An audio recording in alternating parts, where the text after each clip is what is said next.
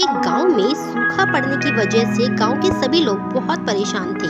उनकी फसलें खराब हो रही थीं, बच्चे भूखे प्यासे मर रहे थे और उन्हें समझ नहीं आ रहा था कि समस्या का समाधान कैसे निकाला जाए। उसी गांव में एक विद्वान महात्मा भी रहते थे। गांव वालों ने निर्णय लिया उनके पास जाकर इस समस्या का समाधान मांगने के लिए। सब लोग महात्मा के पास गए और उन्हें अपनी सारी परेशानी विस्तार से बताई। महात्मा ने कहा कि आप सब मुझे एक हफ्ते का समय दीजिए, मैं आपको कुछ समाधान ढूंढकर बताता हूँ। गांव वालों ने कहा ठीक है और महात्मा के पास चले गए। एक हफ्ता बीत गया लेकिन साधु महात्मा कोई भी हल ढूंढ न सके और उन्होंने गांव वालों से कहा कि अब तो आप सबकी मदद केवल ऊपर बैठा वो भगवान ही कर सकता है। अब सब लोग भगवान को खुश करने के लिए उनकी पूजा करने लगे और भगवान ने उन सबकी सुन ली और उन्होंने गांव में अपना एक दूत भेजा।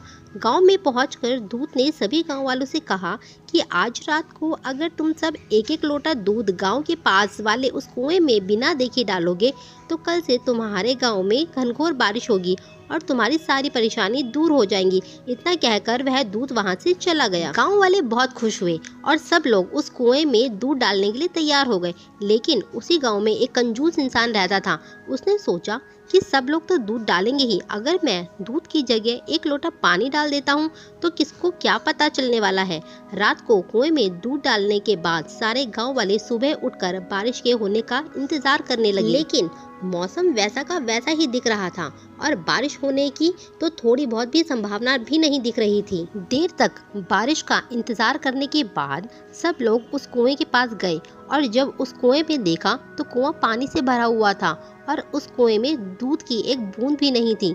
सब लोग एक दूसरे की तरफ देखने लगे और समझ गए कि बारिश अभी तक क्यों नहीं हुई, और वो इसलिए क्योंकि उस कंजूस व्यक्ति की तरह सारे गांव वालों ने भी यही सोचा था कि सब लोग तो दूध डालेंगे ही, मेरे एक लोटा पानी डाल देने से क्या फर्क पड़ने वाला है। और इसी चक्कर में किसी ने भी कुएं में दूध की एक बूंद भी नहीं डाली और कुएं को पानी से भर दिया। इसी तरह की गलती आजकल हम अपनी रियल लाइफ में भी करते रहते हैं। हम सब सोचते हैं कि हमारे एक के कुछ करने से क्या होने वाला है, लेकिन हम ये भूल जाते हैं कि बूंद बूंद से ही सागर बनता है।